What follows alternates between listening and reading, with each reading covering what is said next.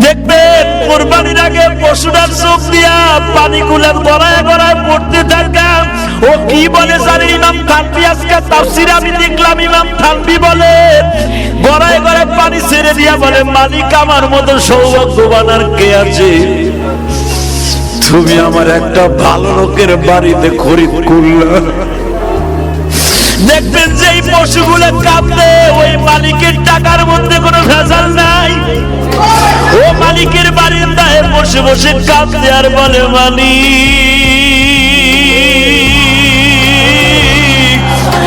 আমার ভাষা দুনিয়ার কেউ বুঝে না, তুমি বুঝাও।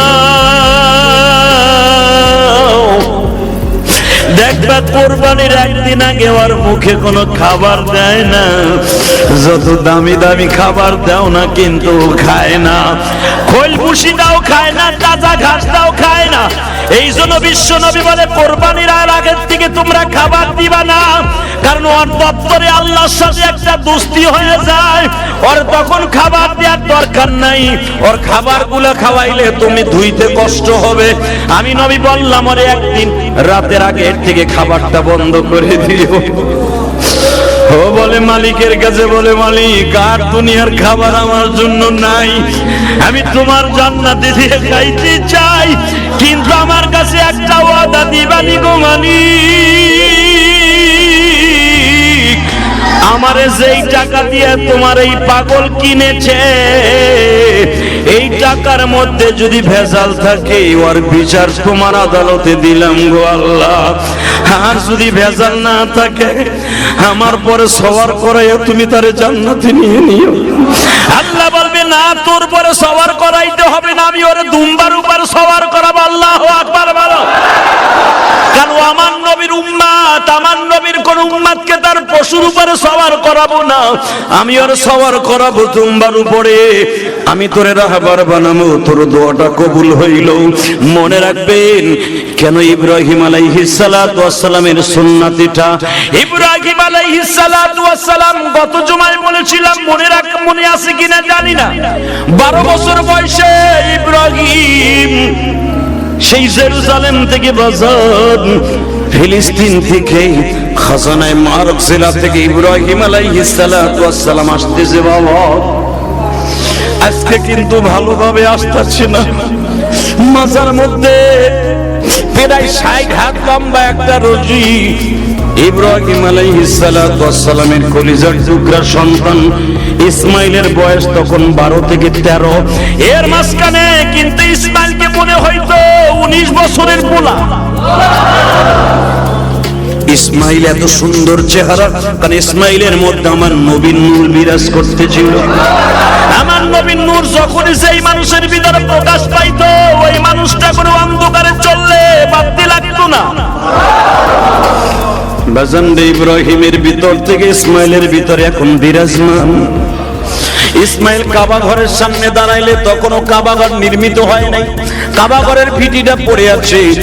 ইসমাইল যখন ওই কাবা ঘরের দরজা যেখানে এখন এখানে না, রুকনি আমিন যেখানে এখানে দাঁড়ায় থাকতেন, মাঝে মাঝে দোয়া করতেন। আল্লাহ আমার বাবা দোয়া করেছিল, রব্বানা লিয়ুকিমুস সালাতা ফাজআল আফিদাতাম মিনান নাস তাহবি ইলাইহিম ওয়ারযুকহুম মিনাত তামারাত লাআল্লাহুম ইয়াশকুরুন। আল্লাহ তুমি আমার ইসমাইলকে দেখা রাখো, রব্বানা লিয়ুকিমুস সালাত, আমি চলে যাইতেছি 6 মাসের বাচ্চা থুইয়া, রব্বানা ইন্নী আসকানতু মিন যুররিয়াতি বিওয়াদিন গায়রি যি যার'ইন, এমন একটা জায়গায় রেখে গেলাম যেই জায়গায় কোনো জারাআত নেই, ফসলাদি নেই, গাছ গাছলা বৃক্ষলতা তরুলতা কিচ্ছু নেই, ছায়ার কোনো ব্যবস্থা নাই। এদিকে জাবালে কাবা, এদিকে জাবালে সাফা, এদিকে জাবালে মারওয়া, পিছনে সাপোর্টিং হিসাবে জাবালে আবি কুবাইস, এদিকে জাবালে রমরমা, এদিকে দূরে গেলে জাবালে সেই বড় মিনার পাথর, বড় বড় পাহাড়। আপনি দেখবেন হুজুরের দাদার বাড়ির যে পিছনের পাহাড়টা, এই পাহাড়টা কিন্তু বাবা 7.5 কিলোমিটার, মিনার সেই লাস্ট প্রান্ত পর্যন্ত এই পাহাড়টা। এই পাহাড়ের তলদেশ দিয়ে সুড়ঙ্গ রাস্তা করেছে মিটার। আল্লাহু আকবার। যেখান থেকে রোড করছে এই জায়গাটাও কিন্তু পাথর পাহাড় ছিল। মিনার মাঠটা বড় করার জন্য এই জায়গাটা ভেঙে রাস্তা করেছে, টিন সেট করেছে হাজী সাহেবরা। এই 4.5 কিলো 5 কিলো রাস্তাটা ইব্রাহিম আলাইহিস সালাতু ওয়াস সালাম বলে, মালিক রে, চারিদিকে পাহাড়, গায়রে জি জারঈন। কোরআনের কথা, সূরা ইব্রাহিম। ডাইনে বামে যেদিকে তাকাই শুধু পাহাড় আর পাহাড়।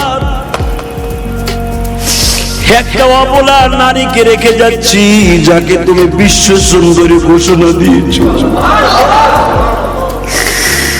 গায়রে জি জারঈন ইনদা বাইতিকাল মুহাররম। এই জায়গায় তোমার হেরেম শরীফ হবে, তুমি আমারে বললা। আমি জীবনে কোনোদিন এখানে আসি নাই, প্রথম আসলাম। জিবরাইল হলো রাহবার।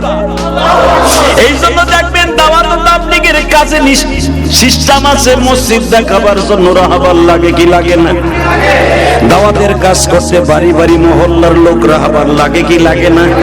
কিন্তু ইব্রাহিম নবীর রাহবার কিন্তু জিবরাইল। এই জোরে কাম। ইব্রাহিম চিন্তা না ইন্দা বাইতিকাল মুহাররম, এখানে হেরেম শরীফ হবে। জিবরাইল যখন হেরেমের দরজার কাছে, যখন যেখানে দরজা দেখতেছেন এখানে বসে বলল, মাকাম ইব্রাহিমের কাছে উঠতে পেছে বলল, উটির থেকে নামাই দিয়ে ইব্রাহিমকে বলেছিল, ইব্রাহিম রে, এই ঘরটাই হবে বাইতুল্লাহ। ইব্রাহিম বলেন, ও ইব্রাহিম, এখানেই তোমার বিবি বাচ্চারে নামাই দাও। ইব্রাহিম ডাইনে তাকায় পাহাড়, বামে তাকায় পাহাড়, পিছনে তাকায় পাহাড়। ইব্রাহিম যেখানে বসছে একবারে সোজা কিন্তু হুজুরের দাদার বাড়ি। কাবা ঘরের দরজা সোজা হলো হুজুরের দাদার বাড়ি। ইব্রাহিম আলাইহিস সালাতু ওয়াস সালাম বারবার শুধু আসমানের দিকে তাকায় আর বলে, দেখি আল্লাহ এই হুকুমটা পরিবর্তন করে কিনা। এখান থেকে 7-8 কিলোমিটার দূরে একটা চাটিয়াল ময়দান আছে, যেটা আরাফা বলা হয়। আমিনের দপ্তরে লাখো কোটি শুকরিয়া জ্ঞাপন করছি যে মহান সত্তা আপনাকে আমাকে পুরো একটা বছর অতিবাহিত করে এই জিলহজ মাসের প্রথম জুমায় একাদা চিত্তে আল্লাহর শুকর আদায় করার জন্য আপনাকে আমাকে তৌফিক দান করেছেন। ওই মহান সত্তার শুকরিয়া উচ্চ কণ্ঠে আল্লাহকে সন্তুষ্ট করার জন্য একবার বলে ফেলি আলহামদুলিল্লাহ। প্রিয় ভাই সব, অনেক মানুষ গত বছর এই কোরবানির আগে বেঁচে ছিল, আজকে অনেকেই বেঁচে নাই। গত বছর অনেকেই কোরবানি দিয়েছিল, আজকে তারা দিতে পারবে না। বাংলাদেশে এই মহামারী করোনার কারণে অনেক মানুষ কোরবানি দিতে সাহস পাচ্ছে না। অবস্থা খারাপ হয়ে গেছে, ব্যবসা বাণিজ্য ধস নেমেছে। আল্লাহ, অত্যন্ত পরিতাপের বিষয়, কোরবানি সমাজ থেকে কমে যাওয়া এটা ভালো লক্ষণ নয়। আল্লাহ চান আমার বান্দা অন্তত বছরে একটা দিন আমাকে সন্তুষ্ট করার জন্য পশু কোরবানি দিক। তো বিভিন্ন কারণে যখন কোরবানির পশুর কোরবানি জবেহ কমে যায়, তো এটা এসে ভালো লক্ষণ না। তো আল্লাহর কাছে আমরা তওবা করি, দোয়া করি যে আল্লাহ আপনি আমাদের সবাইকে, কারণ কোরবানির জন্য শর্ত হলো আপনার টাকা থাকতে হবে 3 দিনের ভিতরে। যদি টাকা আপনার হাতে চলে আসে আপনার কোরবানি দিতে হবে। এখনো কোরবানি দেওয়ার টাইম আছে, কারণ কোরবানি দেওয়ার মাসলা হলো ওই 3 দিন যদি আপনার কাছে টাকা থাকে, তো 3 দিনের আগে কি আল্লাহ ব্যবসা ভালো করে দিয়ে টাকার মালিক বানাইতে পারে না? আল্লাহ পারে। আমরা দোয়া করি আল্লাহ কোরবানি আসার আগে আপনি আমাদের সবাইকে টাকার মালিক বানায় দেন। যারা দেয়ার নিয়ত কমজোরি ছিল দিব না এবছর। আর অনেক লোক এই মহামারীর কারণে নিজেই মাজুর হয়ে গেছে, বেহুদা টাকা আছে ব্যাংকে, লাখ লাখ টাকা ব্যাংকে পড়ে রয়েছে, কোরবানি দিব না। আমি তো গত জমায় বলেছিলাম, যার কাছে 65 থেকে 70,000 টাকা ইনভেস্ট আছে, বছর ঘোরার পরে টাকাটা আছে, এবং কোরবানির ওই 3 দিন আছে আপনার কোরবানি দেওয়া উচিত। এখন যদি আপনি কোরবানি না দেন তাহলে আপনি মহামারী কেমনে তাড়াবেন আপনি চিন্তা করে দেন। অতএব এই পশু কোরবানি দেয়া আল্লাহ পাক এত সন্তুষ্ট হন যে পশুর রক্ত আপনি যেটাই দেন, গরু দেন, ভেড়া দেন, গাভী দেন, উট দেন, দুম্বা দেন, যেটাই দেন, আপনি কোরবানির পশুর রক্ত জমিনে পড়ার আগে আল্লাহ তার জীবনের সব গুনাহ মাফ করে দেয়, গুনাহ কবিরা ছাড়া। মেরে ভাই দোস্ত বুজুর্গ, কোরবানির এমন একটা জিনিস যে কোরবানির পশু কিয়ামতের মাঠে আল্লাহর আদালতে আপনার পক্ষে ওকালতি করবে। ইয়া লাইতানি কুনতু তুরাবা, আমপাড়ার ভিতরে প্রথম 30 পারার প্রথম সূরা সূরা নাবা, এই সূরার লাস্টের অংশ বিশেষ আয়াতের মধ্যে আল্লাহ পাক বলেন পৃথিবীর সব মাখলুক, গরু বলেন, ভেড়া বলেন, মহিষ বলেন, উট বলেন, ছাগল বলেন, দুম্বা বলেন, যা কিছু বলেন, যদি কোনো মাখলুককে কষ্ট দেয়, কুত্তায় যদি কুত্তারে কামড় দেয়, এর বিচার আছে না নাই? আপনি ভাইবেন না ওই কুকুরের মালিক ওকে ছেড়ে দিবে। একটা কুকুরের গায়ে অনেক শক্তি, কারণ ও মালিকের বাসায় খায়, ও পোলাও খায়, গোশ খায়, কই মাছ খায়, পদুর ঝোল খায়, টাটকা শিং মাছের ঝোল খায়, মালিক মাখায় মাখায় দেয়, ওর গায়ে শক্তি তো আছেই। আর একটা নেড়ে কুত্তা, ও রাস্তায় ঘুরে, ওর গায়ে শক্তি নাই, ওর লগে বলে পারে নাই। মনে রাখবেন কোরআন শরীফে আল্লাহ এ সম্পর্কে বলেন, যদি শক্তিশালী গরু আর একটা গরুকে গুতা দেয়, ইয়া লাইতানি কুনতু তুরাবা, এই কথাটাই কোরআনে আসছে। একটা গরু সবল গরু একটা দুর্বল গরুকে গুতা দিয়েছিল, কিন্তু সে সবল গরুতে ওটা রিপিট করতে পারে নাই, প্রতিশোধ দিতে পারে নাই, অর্থাৎ এটা যে দিতে হয় ও দিতে পারে নাই কমজোরির কারণে। কিয়ামতের মাঠে সবল গরুর আল্লাহর আদালতে দাঁড়াইতে হবে। দাঁড়ায়া এখন এটার বিচার কি হবে? ও তো জান্নাতেও যাবে না, জাহান্নামে যাবে না, শুধু মানুষ আর জিন এরা জাহান্নামে যাবে। আর পাথর, এই যে পাথরের পাহাড় দেখেন, এই 3টা জিনিস জাহান্নামে যাবে। তো পৃথিবীর কোন মাখলুক, মানুষ, জিন আর পাথর ছাড়া জাহান্নামে যাবে না কোন মাখলুক। দেখুন এইটার জুলুমের কি হবে বিচার? আল্লাহ বলেন আমি জালেম নয়, আমি সঠিক বিচার। আলাইসাল্লাহু বিআহকামিল হাকিমিন, ইযা হাকামতুম বাইনান নাস ইন তাহকুমু বিল আদল। আমি কিয়ামতের মাঠে বিচারক হিসেবে যখন বিচারে কাঠগড়ায় দাঁড়াবো, আমি তেমন একজন বিচারক, আমি কোন সাক্ষী ছাড়া বিচার নিব না। কিন্তু অন্য মাখলুকের কোন সাক্ষী লাগবে না, এটা আমার কম্পিউটারে এমনি, আমার কম্পিউটার ডেস্কটপের মধ্যে ঢোকানো আছে। দুনিয়ার সব মানুষের বিচারের জন্য কাঠগড়ায় দাঁড়াইতে হলে তার সাক্ষী লাগবে, কিন্তু অন্য কোন মাখলুকের সাক্ষী লাগবে না, এটা আল্লাহ জানেন। তখন কি বলবে জানেন?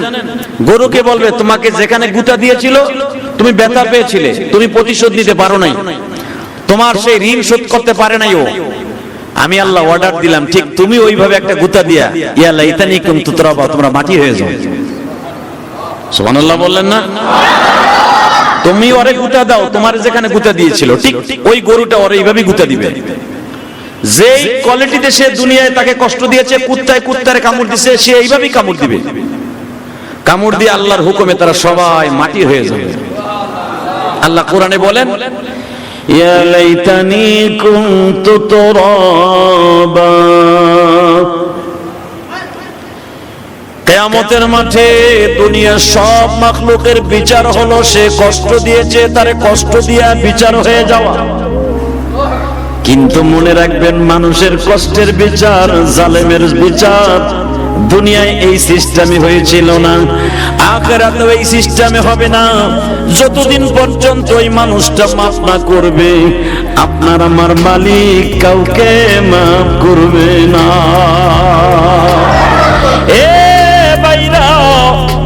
বিশেষ করে যারা ব্যবসা করেন, কর্মচারীর সাথে খারাপ ব্যবহার করেন,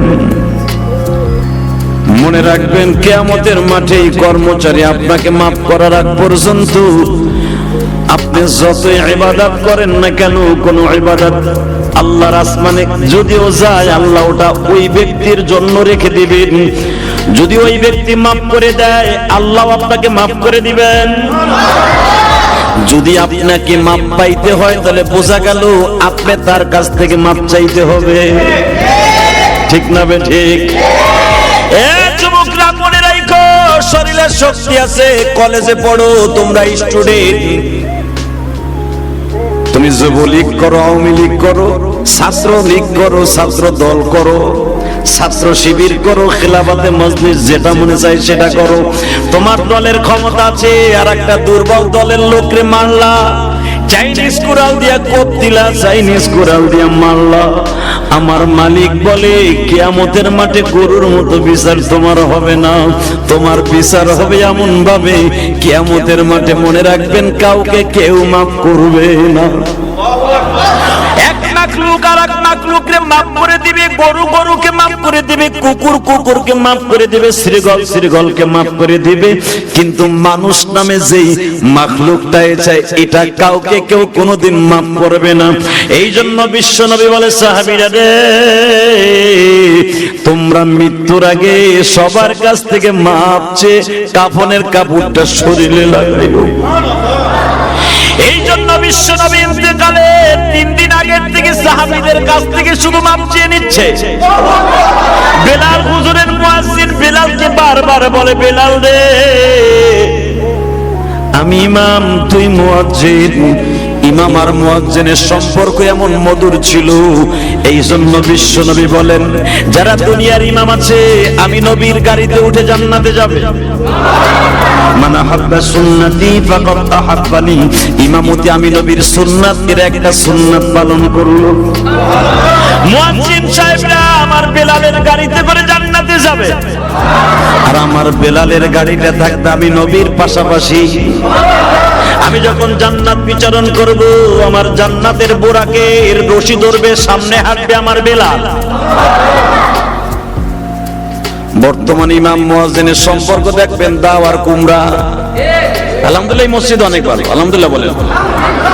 আমি 1 বছর তো হয়ে গেল, এই 1 বছর হয়ে গেল। আমরা বিয়ে বাৎসরিক করেন, আমার খতিবগিরির বাৎসরিক করা উচিত নাকি? এ মুসল্লি ভাইরা ভালো করে বুঝছেন, এই মসজিদ আমি দেখেছি ইমাম মুয়াজ্জিন খাদেম সবার লিয়াজ ভালো, বিতর্কিত খবর আমি জানি না। অনেক মসজিদ আমি দেখেছি মুয়াজ্জিনের চেহারা ইমাম দেখে না, আছে না নাই? খতিব সাহেব জুমার নামাজটা পড়ায় বের হওয়ার সাথে মুয়াজ্জিন ইমাম মিলিয়ে খতিবের বদনাম করে, আছে না নাই? কিন্তু আলহামদুলিল্লাহ এই মসজিদের কমিটি একনিষ্ঠভাবে ভালো বিদায় চান্সটা এরা পায় না। কথা কন না কেন? আর কমিটি ভালো হয়ে করবে কি যদি সত্যিকারের শয়তানে কাউরে ধোঁকা দেয়? এটা কোনোদিন সম্ভব নয়।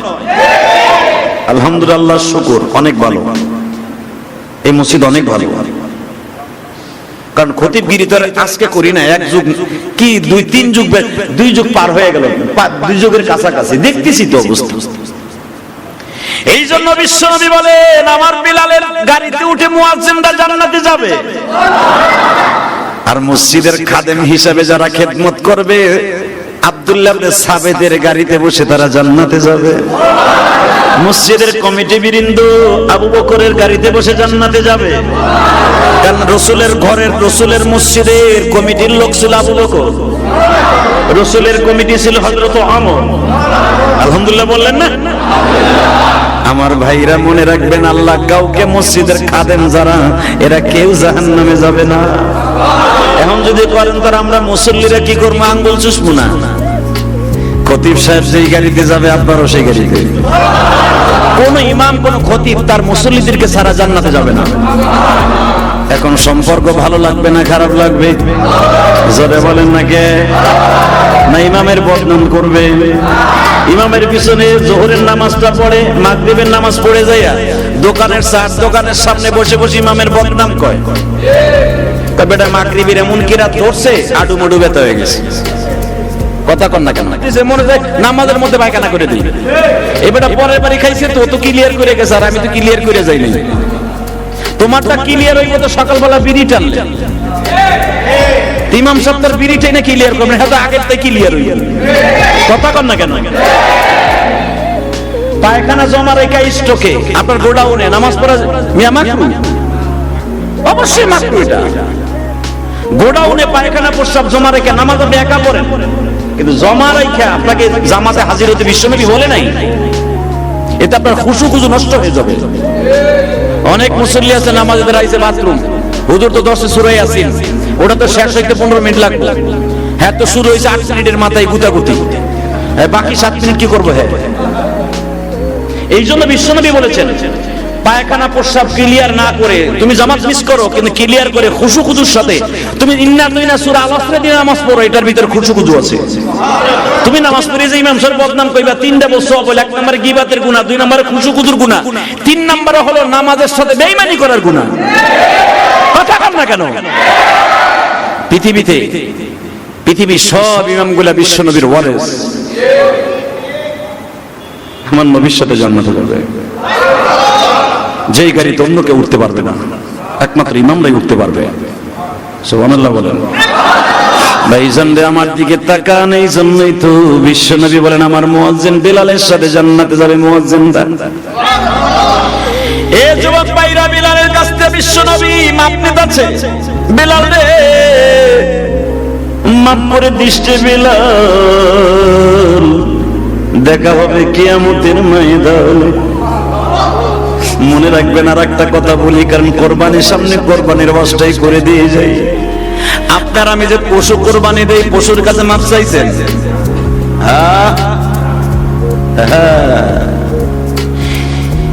গাবতলীর হাটে অন্তত 1 লাখ গরু উঠবে, 2 লাখ গরু উঠবে, 1 কোটি গরু উঠবে, সারা বাংলাদেশে 5 কোটি গরু উঠবে।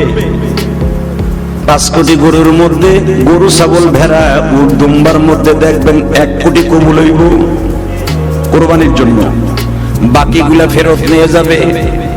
কথা কন? 5 কোটি গরুর মধ্যে গাবতলী ধরেন, সব গরুগুলো কি বিক্রি হবে? বিশ্বাস না হয় কোরবানির 2 দিন পরে যাই দেখেন শত শত গরু এখনো হাটে পড়ে থাকবে। আপনি যে পশুটার কাছে মাপ চাইলেন না, কি জানেন কিয়ামতের মাঠে ওর জবান খুলে যাবে মানুষের মতো। আপনি আরবিতে কথা বলবেন, গরুটাও আরবিতে কথা বলবে, মালিক রে এই বেঈমান রে তুমি মাপ করতে পারো না, কারণ আমি এর বাঁচায় দিছি আমার নিজের গলাটা। আমি কোরবানির দিন সকাল পর্যন্ত আমার শরীরটা ভালো ছিল,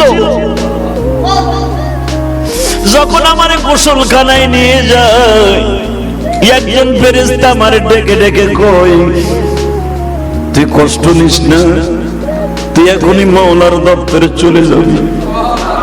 এই জন্য কষায়ের গরু বিক্রি করা গরু, গোশত বিক্রি করা গরু আর কোরবানির গরু এক না। বিশ্বনবী বলেছেন কোরবানির পশুরে আদবের সহিত তোমরা জবাই দিও, কারণ রক্তটা জমিনে পড়ার সাথে 2টা শর্ত হয়ে যায়। 1 নম্বরে এই রক্তটা জমিনে পড়ার আগেই আমার আল্লাহ তোমার জীবনের গুনাহ মাফ করে দেয়। এই পশুটাকে আল্লাহ কবুল করে নেয়। যদিও তোমার কোরবানির টাকার মধ্যে ভেজাল থাকে, তোমারটা কবুল না হলেও এই যে গলাটা ফেস করে আল্লাহ রাস্তায় দিয়ে দিল, এই পশুটা কিন্তু কবুল হয়ে যায়। কিয়ামতের মাঠে দোয়া কিন্তু সিরিয়াস ও বাবা। এই জন্য উলামায়ে কেরাম দেখবেন কোরবানির পশুর সাথে ভালো ব্যবহার করতে বলেছে। 2-3 দিন আগে কিনবেন, যদি থাকার জায়গা থাকে, টাউনে থাকার জায়গা নাই, রাখার জায়গা নাই বিদায় হয়তো কোরবানির দিন কিনবেন, তার 1 দিন আগে কিনবেন। নিয়ম হলো কিছুদিন আগে কিনা তারে নিজ হাতে খাওয়ানো, মাঝে মাঝে তারে নিজ হাতে সুন্দর করে গোসল করায়, মাঝে মাঝে মাথাটা হাতায় দিয়ে বলতে হয়, তুই আমারে মাফ করে দিস, তোর জীবনকে আল্লাহ রাস্তায় দিয়ে আমারে পাপের থেকে বাঁচায় দিলি। দেখবেন কোরবানির আগে পশুটার চোখ দিয়া পানিগুলো গড়ায় গড়ায় পড়তে থাকে। ও কি বলে জানেন? ইমাম থানভী আজকে তাফসীরে আমি দেখলাম, ইমাম থানভী বলে গড়ায় গড়ায় পানি ছেড়ে দিয়া বলে, মালিক আমার মতো সৌভাগ্যবান আর কে আছে? তুমি আমার একটা ভালো লোকের বাড়িতে খরিদ করলা। দেখবেন যে পশুগুলো কাঁদে, ওই মালিকের টাকার মধ্যে কোনো ভেজাল নাই। ও মালিকের বারিন্দায় বসে বসে কাঁদে আর বলে, মালিক আমার ভাষা দুনিয়ার কেউ বুঝে না, তুমি বুঝাও। দেখবা কোরবানির একদিন আগে ওর মুখে কোনো খাবার দেয় না, যত দামি দামি খাবার দাও না কিন্তু খায় না, খোল ভুসি দাও খায় না, তাজা ঘাস দাও খায় না। এই জন্য বিশ্ব নবী বলে কোরবানির আগের থেকে তোমরা খাবার দিবা না, কারণ ওর দপ্তরে আল্লাহর সাথে একটা দোস্তি হয়ে যায়, ওর তখন খাবার দেওয়ার দরকার নাই, ওর খাবারগুলো খাওয়াইলে তুমি ধুইতে কষ্ট হবে। আমি নবী বললাম ওরে একদিন রাতের আগে থেকে খাবারটা বন্ধ করে দিও। ও বলে মালিকের কাছে বলে, মালিক আর দুনিয়ার খাবার আমার জন্য নাই, আমি তোমার জান্নাতে দিয়ে খাইতে চাই, কিন্তু আমার কাছে একটা ওয়াদা দিবানি গো মালিক, আমারে যেই টাকা দিয়ে তোমার এই পাগল কিনেছে, এই টাকার মধ্যে যদি ভেজাল থাকে ওর বিচার তোমার আদালতে দিলাম গো আল্লাহ। আর যদি ভেজাল না থাকে আমার পরে সওয়ার করাইও তুমি তারে জান্নাতে নিয়ে নিও। আল্লাহ বলবে না, তোর পরে সওয়ার করাইতে হবে না, আমি ওরে দুম্বার উপর সওয়ার করাবো। আল্লাহু আকবার বলো। কারণ আমার নবীর উম্মত, আমার নবীর কোন উম্মতকে তার পশুর উপরে সওয়ার করাবো না, আমি ওরে সওয়ার করাবো দুম্বার উপরে। আমি তোরে রাহবার বানাবো, তোর দোয়াটা কবুল হইল। মনে রাখবেন কেন ইব্রাহিম আলাইহিস সালাতু ওয়াস সালামের সুন্নাতিটা, ইব্রাহিম আলাইহিস সালাতু ওয়াস সালাম গত জুমায় বলেছিলাম, মনে আছে কিনা জানি না, 12 বছর বয়সে ইব্রাহিম সেই জেরুজালেম থেকে বাজার ফিলিস্তিন থেকে খাজানায়ে মারব জেলা থেকে ইব্রাহিম আলাইহিস সালাতু ওয়াস সালাম আসতেছে। বাবা আজকে কিন্তু ভালোভাবে আসতেছে না, মাজার মধ্যে প্রায় 60 হাত লম্বা একটা রশি, ইব্রাহিম আলাইহিস সালাতু ওয়াস সালামের কলিজার টুকরা সন্তান ইসমাইলের বয়স তখন 12 থেকে 13, এর মাঝখানে কিন্তু ইসমাইলকে মনে হয়তো 19 বছরের পোলা।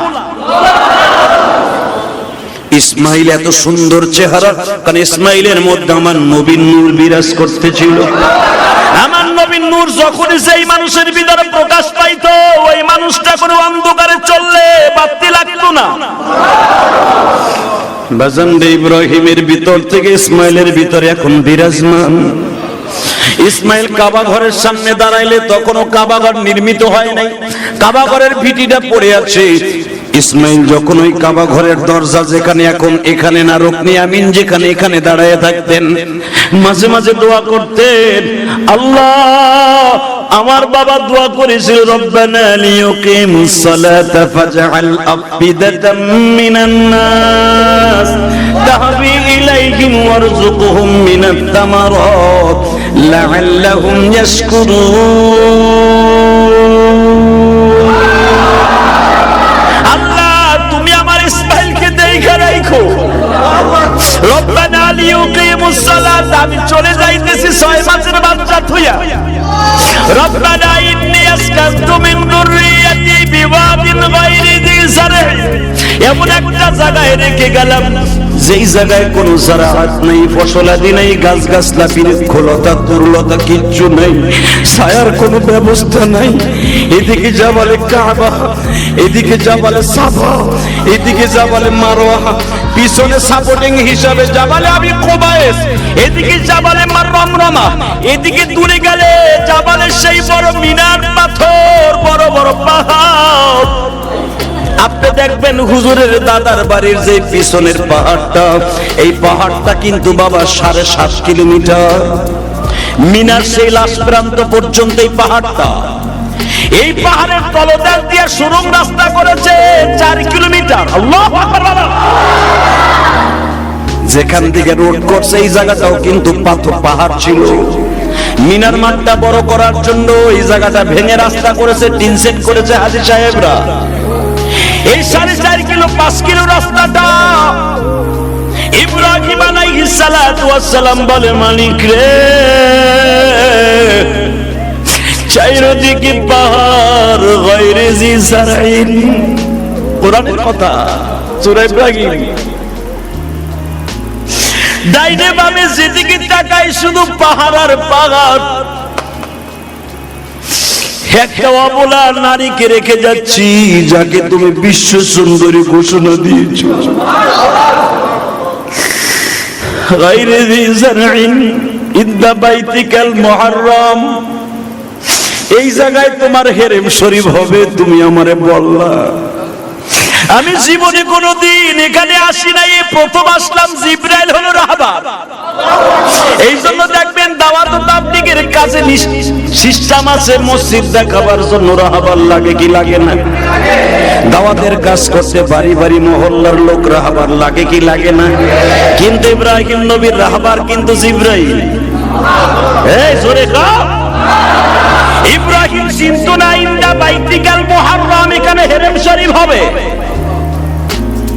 জিবরাইল যখন হেরেমের দরজার কাছে, যখন যেখানে দরজা দেখতেছেন এখানে বসে বলল, মাকাম ইব্রাহিমের কাছে উঠতে বসে বলল, উটির থেকে নামাই দিয়ে ইব্রাহিমকে বলেছিল, ইব্রাহিম রে, এই ঘরটাই হবে বাইতুল্লাহ। ইব্রাহিম বলেন, ওই ইব্রাহিম, এখানে তোমার বিবি বাচ্চারে নামাই দাও। ইব্রাহিম ডাইনে তাকায় পাহাড়, বামে তাকায় পাহাড়, পিছনে তাকায় পাহাড়। ইব্রাহিম যেখানে বসছে একবারে সোজা কিন্তু হুজুরের দাদার বাড়ি। কাবা ঘরের দরজা সোজা হলো হুজুরের দাদার বাড়ি। ইব্রাহিম আলাইহিস সালাতু ওয়াস সালাম বারবার শুধু আসমানের দিকে তাকায় আর বলে, দেখি আল্লাহ এই হুকুমটা পরিবর্তন করে কিনা। এখান থেকে 7-8 কিলোমিটার দূরে একটা চাটিয়াল ময়দান আছে, এটা আরাফা বলা হয়, এলাকা। এই জন্যই কিন্তু এই জায়গাটাকে বাক্কা বলা হয়, মক্কা না বাক্কা। কি নাম? এতই আঁকা বাঁকা জায়গা ছিল, এটা অসম্পূর্ণ এলাকা যেখানে মানুষ দিনের বেলা যাইতো না, এই কাবার হেরেমের মধ্যে। আল্লাহ, এখনো টাইম আছে, তুমি একটু বলো না, আমি অন্য কোথাও রাইখে যাই। কত কত ঘাট, কত নদী নালা, কত সাগর বিল পাড়ি দিয়ে আমি আসলাম, এমন একটা জায়গায় আমারে রাখতে কো। আমার যা কইবা আমি তাই শুনবো, কিন্তু এমন একটা জায়গায় রাখতে কো যেখানে পানি আছে, গাছ আছে। এমন একটা জায়গায় বলতেছো যেখানে কোনো গাছ গাছলা নাই। কোরআনের কথা। আল্লাহ বলেন, আমার সিদ্ধান্ত এখানেই রাখ। ইব্রাহিম আর একটা কথাও বলে নাই। এখানে যদি আমি ইলিয়াস রহমান জিয়াদিকে আল্লাহ বলতো যে আপনার বিবিরে ওই নবীনগরের বিলের মধ্যে রাইখে আসেন নৌকায়, মনে মনে কইতাম এক জুমার বয়ানে কাইন্দে কেটে আল্লাহরে খুশি করে নেব, কিন্তু বউরে হেন থুইতে রাজি না। কথা কন না কেন? নিজের বিবিরে বরিশালে লঞ্চে পাঠাবেন, নিজের টিকিট কেটে দিয়া কেবিনে দিয়া, তারপরে পুটিশ পুটিশ কয় বাড়িতে যাওয়া পর্যন্ত 17 বার আপনি ফোন দেন। লঞ্চ এখন কই আছে, কোন জায়গায় আছে, গাড়ি এখন মাওয়াঘাটে পৌঁছেছে কিনা, আরিসা ঘাটে গেছে কিনা, যমুনা সেতু পার হয়েছে কিনা, চাঁদপুরের লঞ্চ উঠছে কিনা, লঞ্চটা কত দূর গেছে, কতবার ফোন দাও তোর মার আমার বোর জন্য। আর বিশ্ব সুন্দরী যে হাজেরার পেটে জন্ম নিয়েছে, আমার বিশ্ব নবীর রক্তের ধারা ইসমাইল। ইব্রাহিম আলাইহিস সালাম বললেন, যখন তোমার সিদ্ধান্ত, আমি আর কোনো কথা বলবো না, তবে একটা কথা শুনো, যেখানে আমি গাছ গাছলা বিহীন জায়গায় রাইখা গেলাম, রব্বানা লিইয়ুকিমুস সালাতা ফাজআল আফিদাতাম মিনান নাস তাহবি ইলাইহিম ওয়ারযুকহুম মিনাত থামারাত লাআল্লাহুম ইয়াশকুরুন। রেখে গেলাম তোমার কথাই, কিন্তু তুমি নিজে দেখে রাখবা কিনা বলো। আল্লাহ বলে, ইব্রাহিম তোর ভিতরে কি কোনো সন্দেহ আছে? ইব্রাহিম, যদি সন্দেহ থাকলে বল, তোর এখনই আমি লাল কালি মেরে দেই। ইব্রাহিম বলে, যদি সন্দেহ থাকতো, এই হাজার হাজার মাইল, শত শত নদী নালা, হাজার হাজার নদী নালা, খাল বিল পাড়ি দিয়া একটা সরস জীবতীর মতো বিশ্ব সুন্দরী একটা মহিলা রে 6 মাসের বাচ্চা বুকে দিয়ে আমি রাইখা যাইতাম না। ইব্রাহিম তাহলে যা, আমি তোর ছেলের নামাজি বানাবো।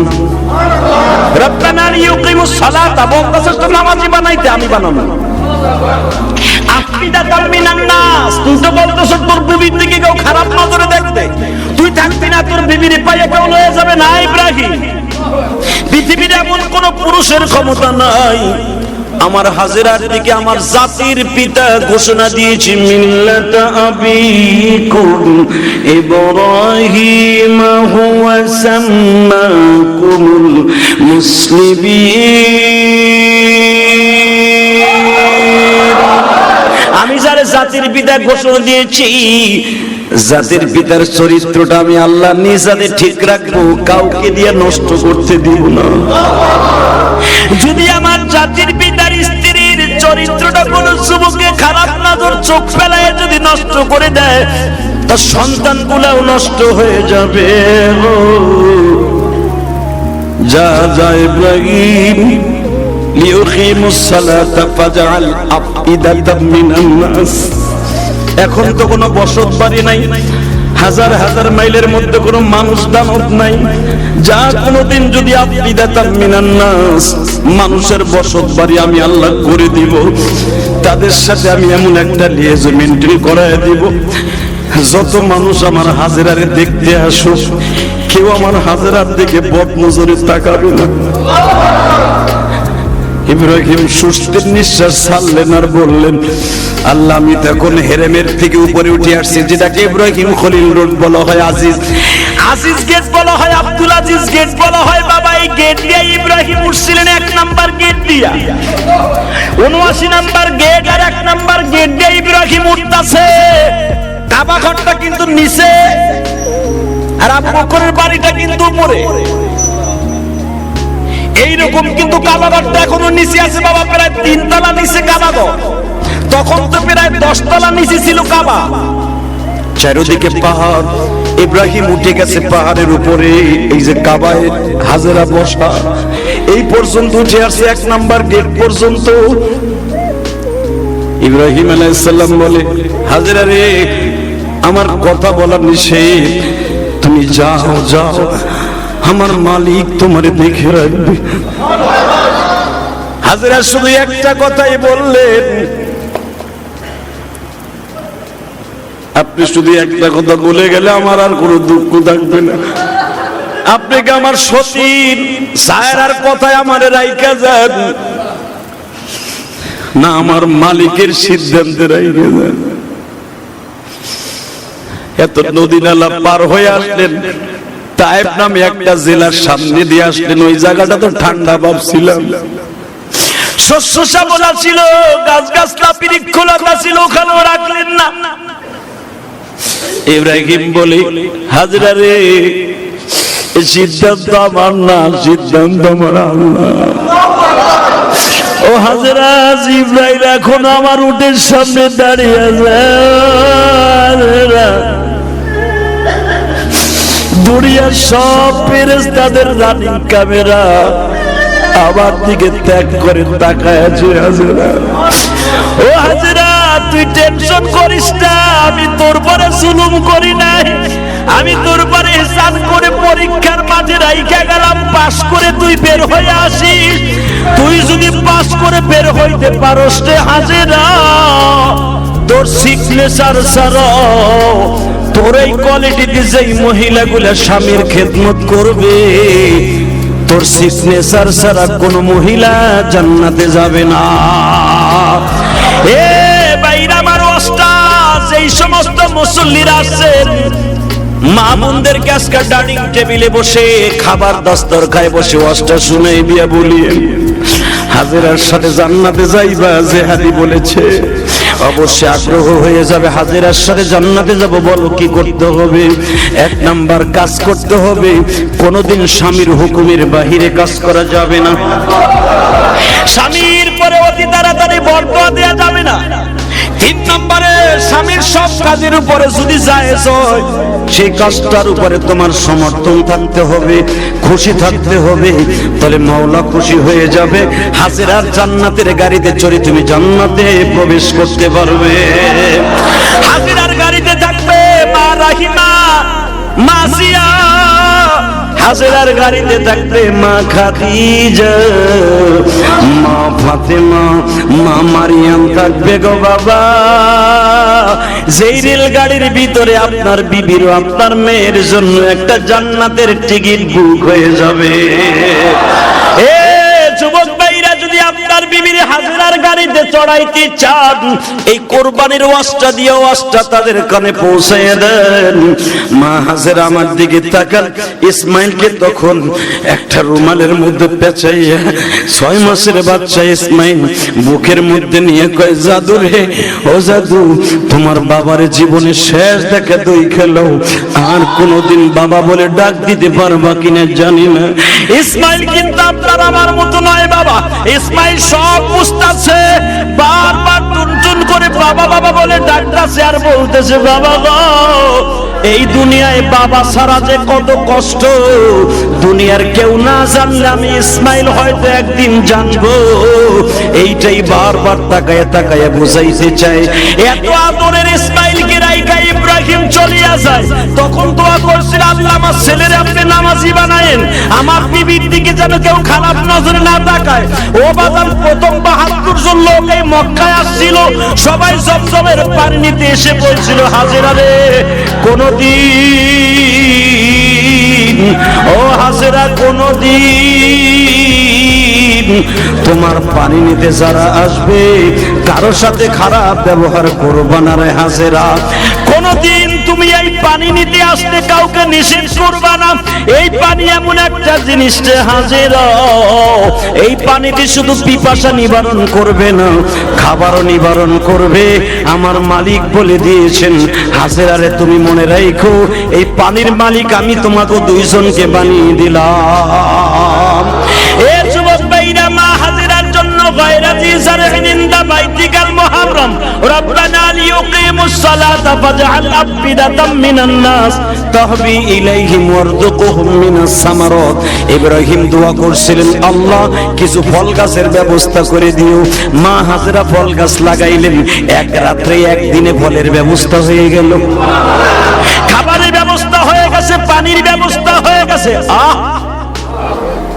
খাবারের ব্যবস্থা, পানির ব্যবস্থা, গাছের ডাল কেটে একটা ঘরের ব্যবস্থাও হয়ে গেল। আরে বাবা, শুধু 2 জন মেনকাবা ঘরের পাশে, মা হাজেরা আর ইসমাইল।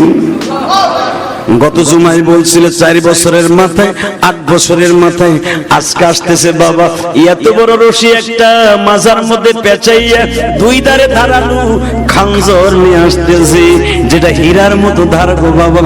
পাথরে লেগে যদি শরীর আঘাতে পাথর কেটে যায়, বুঝিয়া লন পৃথিবীতে সেই শরীরটা কত ধারালো ছিল।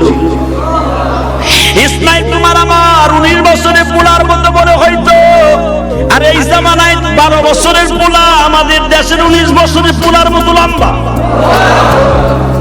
ইসমাইল দাঁড়িয়ে আছে হেরেমের মধ্যে, ইব্রাহিম আসছে। এবার তো ইসমাইল বাবারে চিনি, বাবারে দূরের থেকে দেখিয়া ইসমাইল আজকে একটু গুসা করছে। 2 বার আসলা গো বাবা, এমন কি অপরাধ করেছি? তোমার শর্ত অনুসারে তো নামাজে আমি জীবনে 1 ওয়াক্ত নামাজ কামাই দেই নাই, আর আমার মা এমন একটা হতভাগিনী, সারা রাতের ভিতরে একটা দিন ঘুমায় না। আমার মা হেরেমের সামনে বসে খালি বলে, মালিক রে, তোমার খলিলকে একটা দিন আমার ঘরে একটু বসবে না? আমি একটা ঘর বানাইছি থাকার জন্য, মনে হয় আমার স্বামীর কাছে পছন্দ হয় নাই। ও বাবা, আমার মা তোমার কাছে কি অন্যায় করেছে?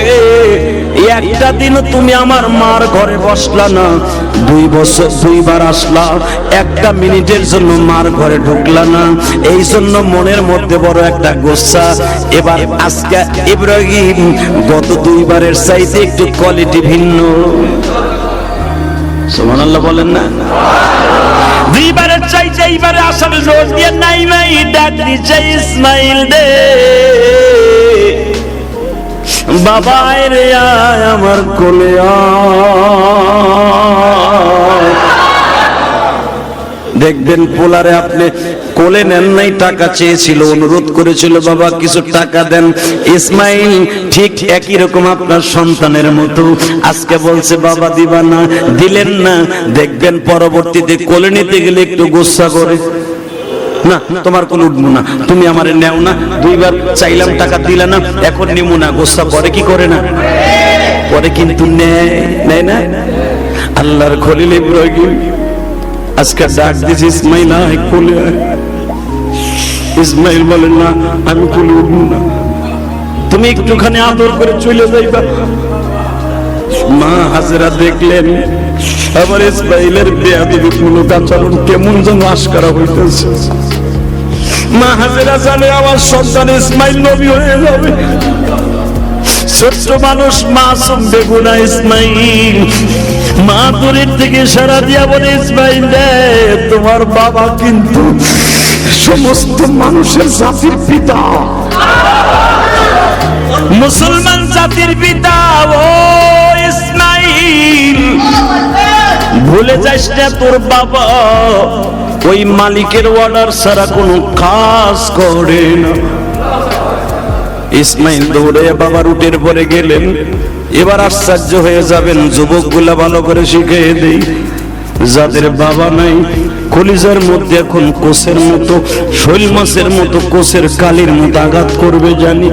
ইসমাইল অতি তাড়াতাড়ি বাবার উটের কাছে বুট হয়ে শুয়ে পড়েছে। বাবা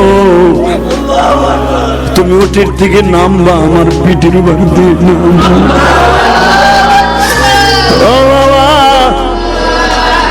তুমি আমার পিঠের পরে কদম দাও। বাবা ও তুমি আমার পিঠের পরে কদম দাও।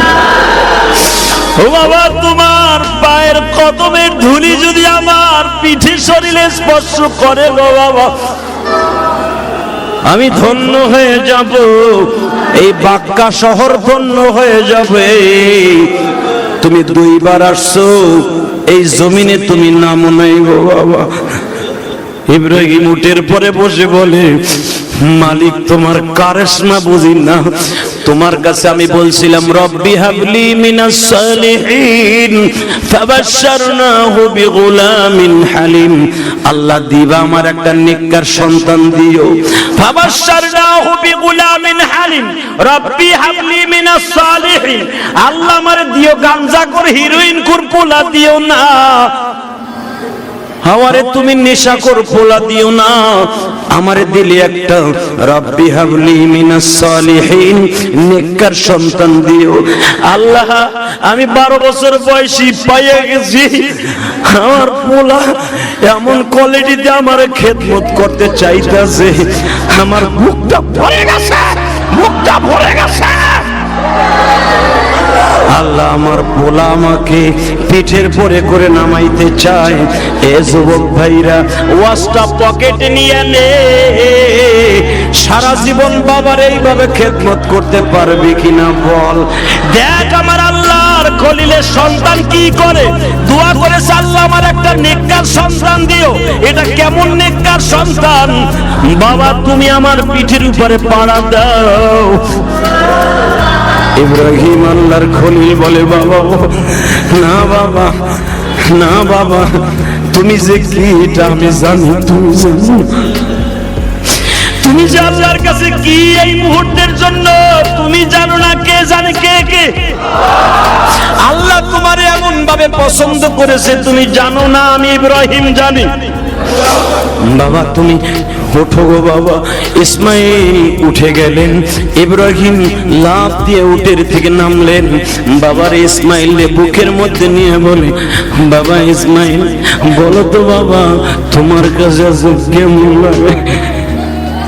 ও বাবারা ভাইরা, যারা পা ভাড়ায় ফেলেছি দুনিয়ায় এই আদর আর কোথাও পাইবা না, পয়সা দিয়ে কিনতে পারবা না, যেটা বাবার কাছে পাওয়া যায়।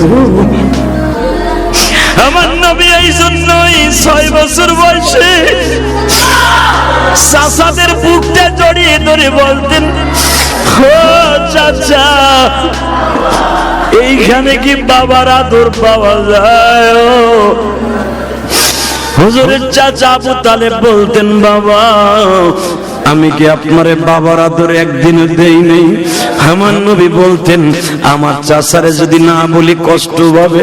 চাচাজি ইয়া উম্মি, আপনি বাবার চাইতে বেশি আদর দেন, কিন্তু চাচা আমার বাবা বেঁচে থাকলে হয়তো আমি যে জিনিসটা অনুভব করতাম ওইটা তো আর আমি পাই না।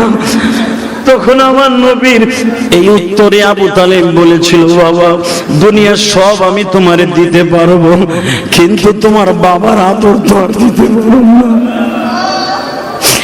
আরে যুবক, আশ্চর্য হয়ে যাইবা, আজকে সৌদি আরব থেকে আজিজ নামে একটা ছেলে, আব্দুল আজিজ, দাম্মাম শহরে থাকে। এই যে কয়েক সপ্তাহ আগে তোমাদের কাছে দোয়া চেয়েছিলাম, তার বাবা মারা গেছে, গোরনদী বাড়ি, বাবা পয়সার গোরনদী বাড়ি। এই ছেলেটা আজকে আমার মাদ্রাসায় 12,000 টাকা দান করেছে, আলহামদুলিল্লাহ বলে। হুজুর আমার শ্বশুরের নামে আমার আত্মীয়রা, আমার শালারা 4 জন এই দেশে থাকে, 3 জন থাকে আমি সহ 4 জন। হুজুর তার বাবা মারা গেছে, বাবার লাশটা দেখতে পারলো না এই করোনার কারণে। আমরা সবাই সৌদি, কত কষ্ট নিয়ে আমার শ্বশুরটা মারা গেছে। এবং হুজুর আমার ছোট শালার একটা মেয়ে হয়েছে, আপনার মাদ্রাসায় টাকা দিলাম, মসজিদের মুসল্লিদেরকে একটু দোয়া করবেন। হুজুর আপনার ওয়াজ ইউটিউবে যখনই জুমার বয়ানটা আসে, আমরা সবাই হোটেলের মধ্যে বসে আগে জুমার অপেক্ষায় থাকি, কখন জুমার বয়ানটা ইউটিউবে প্রকাশ পাবে। হুজুর শুধু আমি না, আমার এই দাম্মামে হাজার হাজার বাঙালি আপনার জুমার বয়ানের অপেক্ষায় থাকে। এবং আপনার কমিটির কান্না এবং যুবকদের কান্না আমরা দেখে নিজেরাই আপ্লুত হয়ে যাই যে পৃথিবীতে আমরা তো সৌদি আরব জুমার নামাজ পড়ি, কাবা ঘরের মধ্যেও নামাজ পড়ি, হুজুরের রওজায়ও নামাজ পড়ি, সৌদি আরবের মানুষগুলাকেও এইভাবে কাঁদতে দেখি নাই। যেখানে কুরবানি দেওয়া হয়েছে মিনার মাঠ, যেই দেশে ইসমাইল জবাই হয়েছিল, ওই দেশেও তো কোনোদিন দেখতে পারি না এমন কান্না। কিন্তু আমার বাংলাদেশে বসিয়া ইসমাইলের কথা শুনে যুবকদের কান্না, হুজুর আমরা আশ্চর্য হয়ে যাই। হুজুর আজকে দোয়া করবেন, আমার বাবা আজকে দুনিয়ায় নাই। হে যুবক, আমি তোমার 2টা পাও ধরে বলছি, কোরবানি তো সবাই দিবা, তোমার কোরবানির গরুর সামনে দাঁড়াইয়ে তোমার বাবা যদি দাঁড়ায় দাঁড়ায় দেখতো আমার বাবা আবার কলিজার টুকরা সন্তান জবাই দিতেছে, পৃথিবীতে তোমার বাবার মতো খুশি আর কেউ হতো না। তোমার মা যদি দেখতেন তোমার মায়ের মতো খুশি কেউ হতো না। তোমার মা নিজে গোশতগুলা বন্টন করিয়া মানুষের হাতে যখন বিলাইয়া দিত, তুমি দূরে দাঁড়ায় দাঁড়ায় দেখতা আমার মায়ের নিজের হাতে কোরবানির গোশত বন্টন করে। এর চাইতে বড় আনন্দ কোটি টাকা দিয়েও পাইবা না। ইসমাইলকে বুকের মধ্যে নিয়ে 2 বাপ বেটার কান্না শুরু হয়ে গেল। আল্লাহু আকবার বলো। এবার একটা আশ্চর্য ধরনের আলোচনা শুনলে তুমি টাসকি লেগে যাবে। ইসমাইল বাবার বুকে চড়ে কি বলে শুনো, বাবা ও বাবা তুমি কি 2-1 দিন থাকবা না চলে বাবা? ইব্রাহিম পরীক্ষা স্বরূপ বললেন, চলে গেলে কিরকম লাগবে, থাকলে কেমন লাগবে? ইসমাইল বলে, বাবা যদি এইটা তোমার বুঝাইতে হয় তাহলে আল্লাহরে বলো তোমারে জানো ইসমাইলের জায়গায় আনে আর আমার ইব্রাহিমের জায়গায় আনে। ইব্রাহিম চোখের পানি ছেড়ে দিয়া বলে, ইসমাইল রে বাবা, ও আমার ইসমাইল,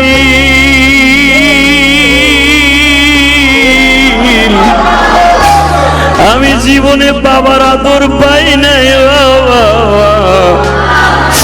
নমরুদ আমারে মারার জন্য, আমার মায়ের গর্ভ নষ্ট করার জন্য আমার বাবা বহু চেষ্টা করেছে। আমার মা আমাকে জন্ম দিয়ে রেখে আসছে 4টা পাহাড়ের মাঝখানে। আমি জীবনে কোনোদিন কাউকে প্রাণ করে বাপ বলে ডাকতে পারি নাই। 6 বছর বয়সে আমার মা আমারে নিয়ে আসছে নমরুদের বাড়ির পাশে। ও বাবা মাত্র যুবক বয়সে যখন আমার হইল, নমরুদ আমার আগুনের মধ্যে ফেললো, সেখান থেকে আমার পরীক্ষা শুরু গো বাবা। এখনো পর্যন্ত কাউরে তৃপ্তি সহকারে বাপ বলে ডাকি নেই গো। ইসমাইল,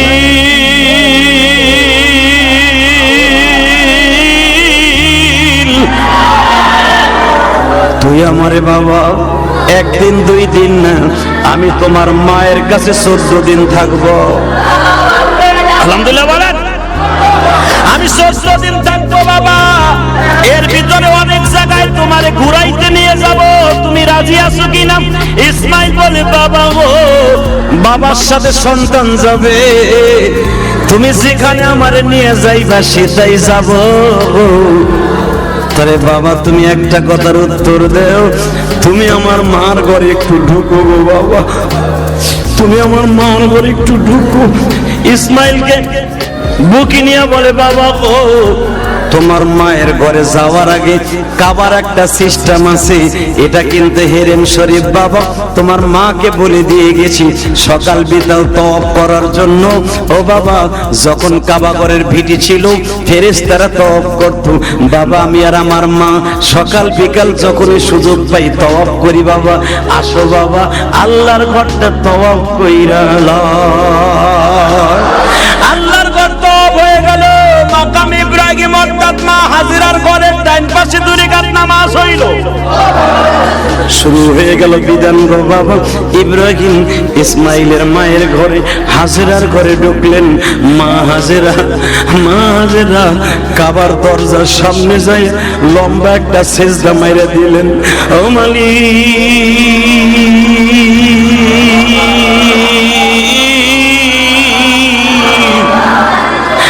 হাজিরার দোয়া কি কবুল হইল?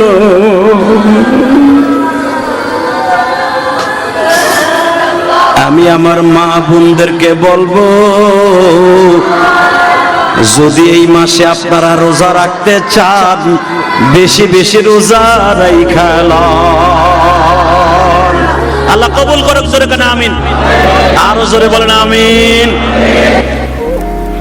প্রথম জুমা এই মাসে বিশ্বনবী রোজা বেশি রেখেছে। শাবান মাস এবং জিলহজ মাস বিশ্বনবী বেশি রোজা রেখেছে। জিলহজ মাসের 1 তারিখ থেকে নিয়ে 10 তারিখ পর্যন্ত 9 তারিখ পর্যন্ত যারা রোজা রাখবে এর ভিতরে আল্লাহ রাব্বুল আলামিন প্রতিদিন আল্লাহ রাব্বুল আলামিন তার 1 বছরের গুনাহ মাফ করে দিবেন। রোজাটা রাখবেন ইনশাআল্লাহ। জোরে বলেন না কেন? যদি পারেন রাখবেন, বাধ্যতা কথা নাই, পিড়াপিড়ি নাই। নফল রোজা যত রাখবেন এই মাসে তত সওয়াব হবে। আল্লাহ আমাদের সবাইকে কবুল করেন। জোরে বলেন আমিন, আরো জোরে বলেন আমিন। এখন যে মহামারী চলছে এই সময় বেশি রোজা রেখে দোয়া করার দরকার আছে না নাই? যদি দরকার হয়ে থাকে সবার কাছে দোয়া চাই।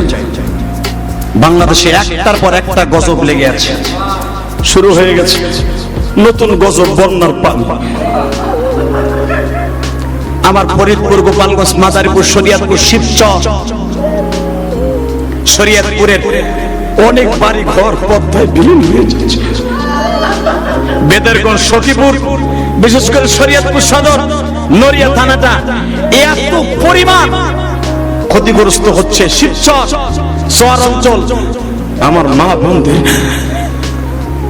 এত কষ্ট হচ্ছে। ছোট ছোট বাচ্চা নিয়ে খোলা আকাশের নিচে বৃষ্টির মধ্যে কত মহিলা দাঁড়িয়ে দাঁড়িয়ে কাঁদে। বৃষ্টির পানি আর চোখের পানি গড়ায় গড়ায় জমিনে পড়ছে।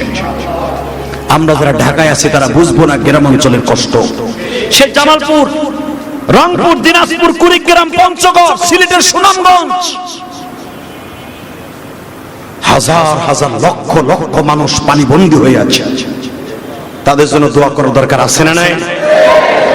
এবং দোয়া করি যারা এই মহামারীর মধ্যে মানুষকে নিয়ে সিনেমিনি খেলেছে। এই শাহেদ নামে একটা ভদ্রলোক, ছদ্মবেশী ভদ্রলোক মানে কুভদ্রলোক, যার রেজাল্টের উপরে আমার বাংলাদেশ থেকে কত মানুষ বিদেশে গিয়েছে। 15 থেকে 17 হাজার মানুষের জীবন নিয়ে যারা খেলেছে, জানি না আমার কপালে হেদায়েত আছে কিনা, আল্লাহ সব পারেওয়ালা। দোয়া করতে পারি হেদায়েত দাও, তা না হলে ওর মতো শাহেদ যারা রাগাবোয়াল আছে, ওদেরকে যারা ইন্ধন দিয়ে আজকে শাহেদ বানিয়েছে, ফকিন্নি থেকে আজকে যারা শিল্পপতি বানিয়েছে, আল্লাহ তাদের সহ ধ্বংস করে দাও। দোয়া করি আল্লাহর কাছে যারা কোরবানি দেওয়ার নিয়ত করেছে, কোরবানি দেওয়ার তৌফিক দান করো আল্লাহ। বন্যায় প্লাবিত যে সমস্ত অঞ্চল, একটার পর গজব তুমি এভাবে দিলে আল্লাহ কেমন সহ্য করবে, কেমন সহ্য করবে? তো নিজেকে আমাদেরকে হেফাজত করো। বন্যায় প্লাবিত মানুষের জন্য দোয়া করি, সাথে সাথে আমিও দোয়া চাই। এবং যারা আমার কাছে দোয়া চেয়েছে, অনেক মানুষ আমার কাছে দোয়া চেয়েছে, তাদের সবার জন্য দোয়া করি। বিশেষ করে কোরবানি দিবেন আগে কিনে নেবেন, পশুটা আগে কিনবেন, যদি থাকার জায়গা থাকে, রাখার জায়গা থাকে। সবাই আমার জন্য দোয়া করবেন, আমিও দোয়া করি। যারা দোয়া চেয়েছে তাদের জন্য দোয়া করি। আল্লাহ সবাইকে ভালো রাখেন, সুস্থ রাখেন, সবাইকে বাঁচায় রাখেন, সুস্থ রাখেন। সকলের মা বাবাকে কবুল করেন, সকলে আমিন। আসেন তওবা করে আস্তাগফিরুল্লাহ রাব্বি মিন কুল্লি যামবিন ওয়া আতুবু ইলাইহি লা হাওলা ওয়ালা কুওয়াতা ইল্লা বিল্লাহিল আলিয়্যিল আযীম লা ইলাহা ইল্লাল্লাহ মুহাম্মাদুর রাসূলুল্লাহ। আগামী জুমায় বলতে পারতাম, ভাবছিলাম নগদ নগদ বলে ভালো হইতো। এই জুমায় বলা তারপরে কয়ে দিই, বাসি হয়ে যাবে আর কি। আগামী জুমায় বলবো। সে কতটা হলো, চামড়ার দাম তো একবারে শেষ। আমার মনে হয় ফার্মের মুরগির যে চামড়ার দাম,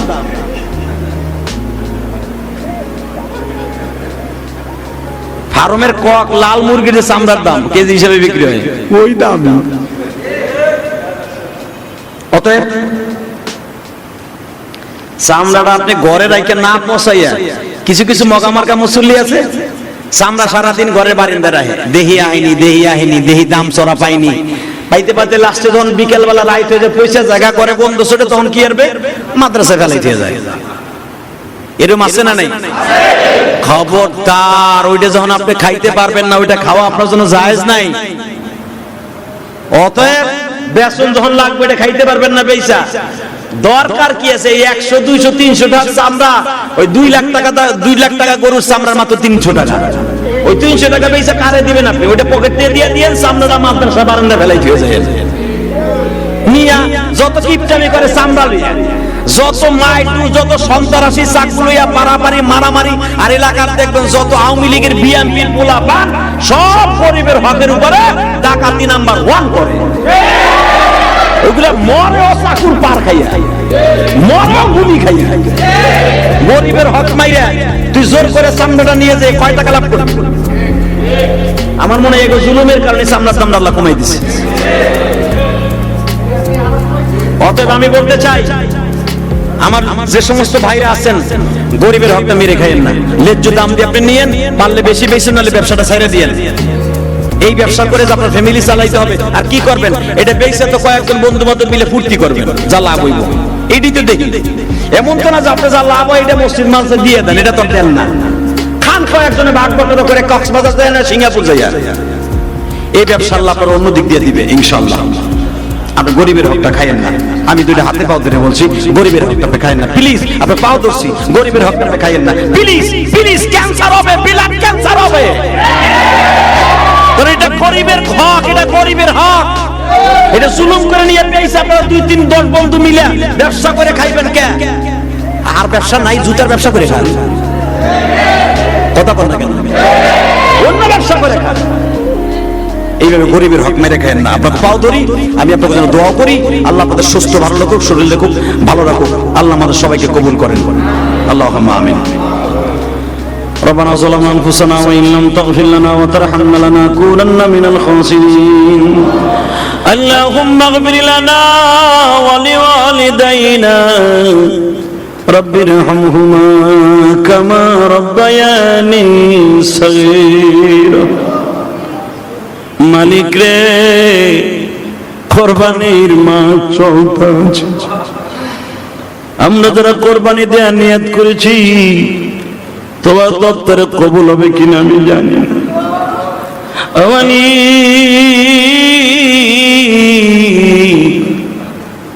হয়তো আগামী কোরবানি পর্যন্ত বেঁচে থাকবো কিনা জানি না।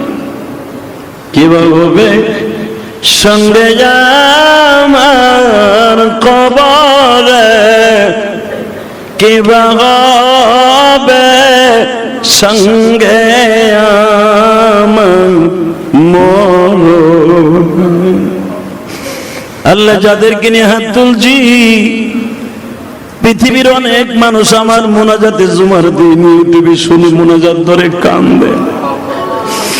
গতকালকে ফ্রান্স থেকে আমার এক ভাই বলে, হুজুর আপনি জুমার মসজিদে তো আমরা থাইকা মোনাজাত করতে পারি না। আমি আমার পরিবার পরিজনদেরকে নিয়ে জুমার বয়ানের অপেক্ষায় থাকি। আপনি মোনাজাত করলে আমরা টিভির স্ক্রিনে দেখে দেখে মোনাজাত করি। হুজুর আপনি আমার জন্য দোয়া করবেন। আব্দুল আজিজ তার শ্বশুরের নামে তার শালারা, আল্লাহ তার একটা শালার বিয়ে হয়েছে। তোমার বান্দা যা কিছু দান করেছে আমার মাদ্রাসায় 12,000 টাকা। অমানিক তোমার আর এক বান্দা 5,000 টাকা, তোমার আর এক বান্দা 100 টাকা, 200 টাকা, 500 টাকা। এই মসজিদে যে যা দান করেছে, আমার মাদ্রাসায় দান করেছে, এই মাদ্রাসায় দান করেছে, মেহেরবানি করে প্রত্যেকের দানগুলো কবুল করে নাও। ও আল্লাহ, পৃথিবীতে কয়দিন বাঁচবো জানি না, যদি এইটাই জীবনের শেষ কোরবানির চাঁদ হয়। গত বছর কত বন্ধু বান্ধব কোরবানি দিল, আজকে কবরের মাটির সাথে মিশে গেছে। আল্লাহ আমি কেমনে তাদের জন্য দোয়া করব? করোনায় আক্রান্ত হয়ে আমার অনেক ভাইরা কবরের মাটির সাথে মিশে গেছে। আল্লাহ লাশটাও পৌঁছে গেছে, মেহেরবানি করে তুমি তাদের সবাইকে মাফ করে দিও। ঈমান নিয়ে যারা মারা গেছে তাদের কবরটা তুমি জান্নাতের বাগান বানিয়ে দিও। আল্লাহ কাজ করে তোমার পাগলগুলি যারা 10,000, 20,000, 5,000, 1 বস্তা সিমেন্ট তোমার অনেক বান্দা বান্দী এই মসজিদে প্রতি জুমায় দান করে, তাদের দানগুলো কবুল কইরা নাও। আল্লাহ এদের জীবনের গুনাহ মাফ করে দাও। এদের মনের আশা তুমি পুরা করে দাও। এদের জীবনটাকে তুমি সুন্দর করে নাও। আল্লাহ কোরবানির পশু যারা কিনবে তাদের সহি সালামতে কেনার সুযোগ দিয়ে দাও। আয় আল্লাহ যারা এখানে বসে কোরবানি দেবে প্রত্যেকের পশু কোরবানি কবুল করে নিও। আল্লাহ আমাদের দোয়া কবুল মঞ্জুর করে নাও। আল্লাহ তুমি যদি বাঁচায় রাখো, ইমানের হালাতে বাঁচায় রেখো। আল্লাহ যদি বেঈমানি করে নিয়ে যাও, কবরে কি জবাব দেব? আল্লাহ যারা অসুস্থ আছে সুস্থ বানিয়ে দাও। সাল্লাল্লাহু তাআলা আলা খায়রি খালকিহি মুহাম্মাদ ওয়া নূরি। আল্লাহ তোমার অনেক বান্দা বান্দি অসুস্থ, এই মিরপুর 12 নম্বর অনেক ভাই বোনেরা দোয়া চেয়েছে অসুস্থ, মেহেরবানি করে সবাইকে আপনি সুস্থ রেখে দেন। আল্লাহ এই মসজিদের অনেক মুসল্লির অসুস্থ সুস্থ করে দেন। সাল্লাল্লাহু তাআলা আলা খায়রি খালকিহি মুহাম্মাদ ওয়া নূরি আরশি সাইয়্যিদিনা ওয়া বিরহমাতিকা।